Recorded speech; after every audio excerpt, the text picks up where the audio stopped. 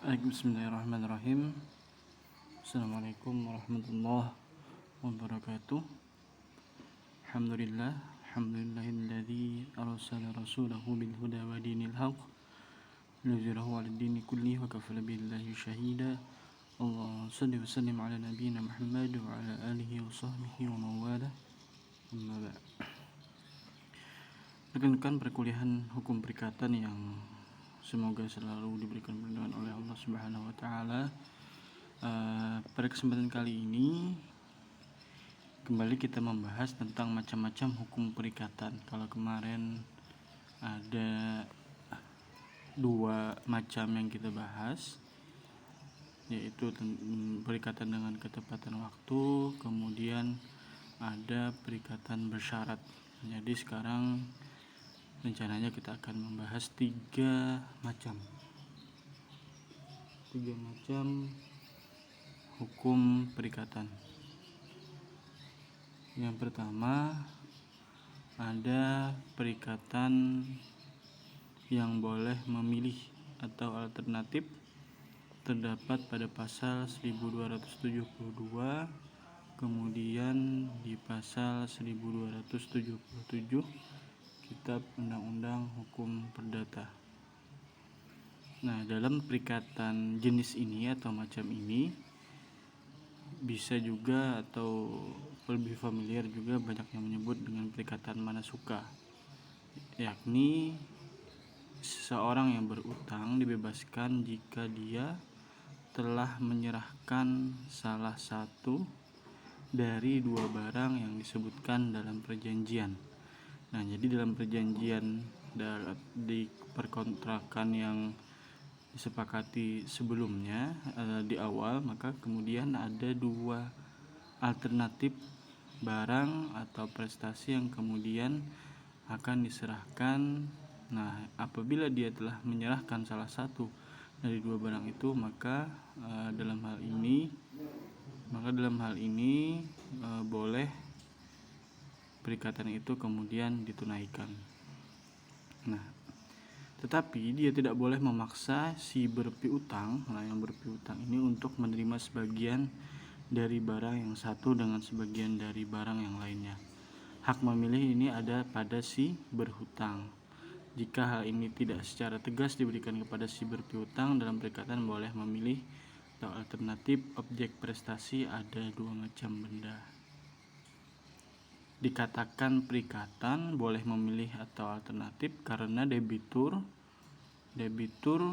boleh, debitur itu yang berhutang ya, artinya boleh memenuhi prestasi dengan memilih salah satu dari dua benda yang dijadikan objek perikatan. Tetapi debitur tidak dapat memaksa kreditur yang beri utang ya untuk menerima sebagian benda. Jadi tidak ada unsur paksaan yang satu dengan sebagian benda yang lainnya. Jika debitur telah memenuhi salah satu dari dua benda yang disebutkan dalam perikatan, ia dibebaskan dari perikatan berakhir. Artinya hak memilih prestasi itu ada pada debitur. Jika hak ini tidak secara tegas diberikan kepada kreditur, ya, kalau tidak secara tegas diberikan kepada kreditur, kemudian hak itu menjadi debitur. Boleh dibuka sendiri di Kitab Undang-Undang Hukum Perdata, ada di pasal 1272 dan 1273 Kitab Undang-Undang Hukum Perdata. Apabila salah satu objek yang diperjanjikan dalam perikatan boleh memilih alternatif musnah atau tidak dipersalahkan, maka perikatan boleh memilih itu menjadi perikatan murni. Nah, jika kedua barang yang dijanjikan hilang dengan kesalahan si berhutang, maka ia diwajibkan membayar harga yang paling akhir dari barang yang sudah hilang. Nah, jadi perikatan ini adalah suatu perikatan di mana debitur berkewajiban melaksanakan satu dari dua atau lebih prestasi yang dipilih, baik pilihan debitur, kreditur, atau pihak ketiga, dengan pengertian bahwa pelaksanaan daripada salah satu prestasi mengakhiri perikatan. Ya, jadi menurut pasal 1272 Burgerlich Wetboek atau Kitab Undang-Undang Hukum Perdata, bahwa dalam perikatan alternatif debitur bebas daripada kewajibannya jika ia menyerahkan salah satu dari dua barang yang disebutkan dalam perikatan. Nah, misalnya si A harus menyerahkan kuda atau sapi kepada B. Pasal tersebut adalah tidak lengkap karena yang mengatur tentang memberikan sesuatu dan yang dapat hanya 2 barang saja. Kekurangan tersebut dilengkapi oleh pasal 1277 BW yang mengatakan asas sama berlaku juga. Dalam hal ini jika ada 2 barang yang termasuk dalam perikatan yang terdiri dari berbuat atau tidak berbuat sesuatu, perikatan alternatif juga tunggal jika salah satu barang diperjanjikan tidak merupakan lagi objek perikatan, misalnya musnah, hilang dan segala macamnya. Jadi menurut pasal 1273, kecuali ditentukan secara tegas bahwa pilihan diserahkan kepada kreditur. Jadi di perjanjian itu sudah diatur secara tegas dan termaktub seperti itu.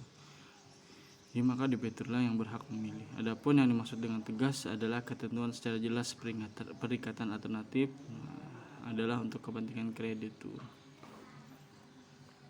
Nah, perikatan alternatif ini bisa menjadi perikatan murni apabila yang pertama, jika salah satu barang tidak lagi merupakan objek perikatan.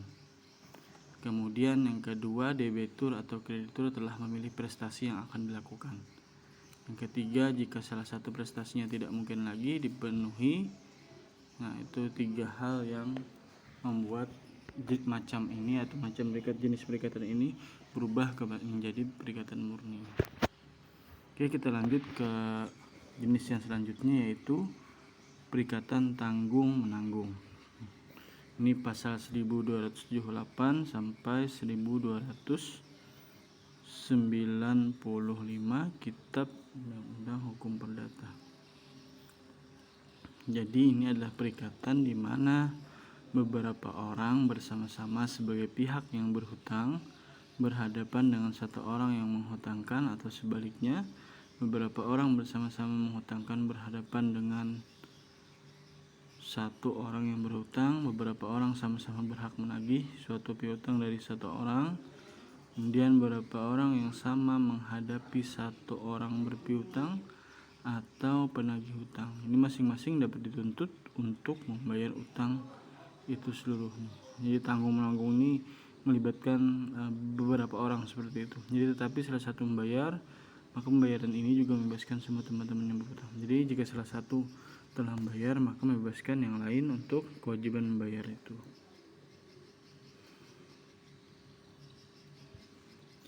Nah, dalam perikatan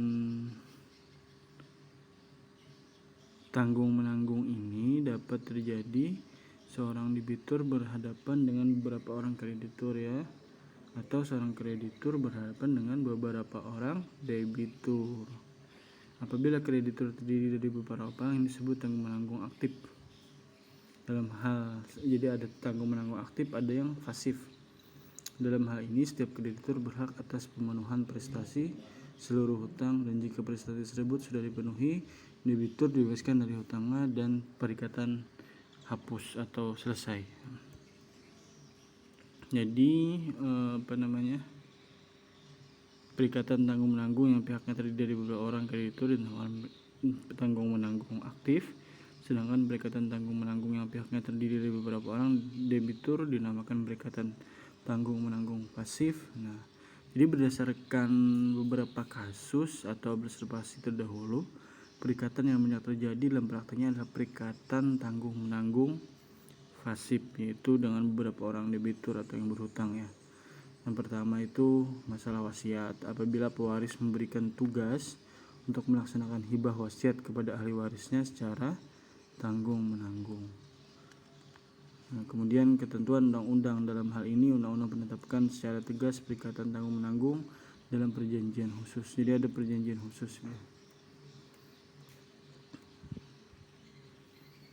Nah, dalam hukum perjanjian kemudian ada suatu aturan bahwa tiada perikatan dianggap tanggung-menanggung kecuali hal itu dinyatakan secara tegas ataupun ditetapkan oleh undang-undang.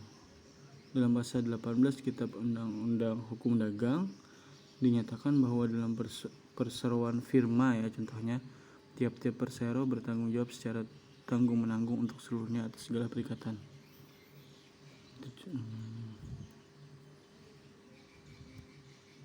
Nah, kemudian suatu perikatan ada yang dinamakan tanggung renteng ya, jika berdasarkan kehendak para pihak atau ketentuan undang-undang. Nah, tanggung renteng ini terjadi karena berdasarkan pernyataan kehendak. Jadi menurut pasal 1278 BW terdapat perikatan tanggung renteng aktif jika dalam persetujuan secara tegas dinyatakan bahwa masing-masing kreditur diberikan hak untuk menuntut pemenuhan seluruh prestasi. Tanggung renteng dapat terjadi baik karena perjanjian maupun surat wasiat. Ya. Itu dua jenis kemudian yang dapat kita, nah ini saya contohkan dulu ya, jenis yang kedua ini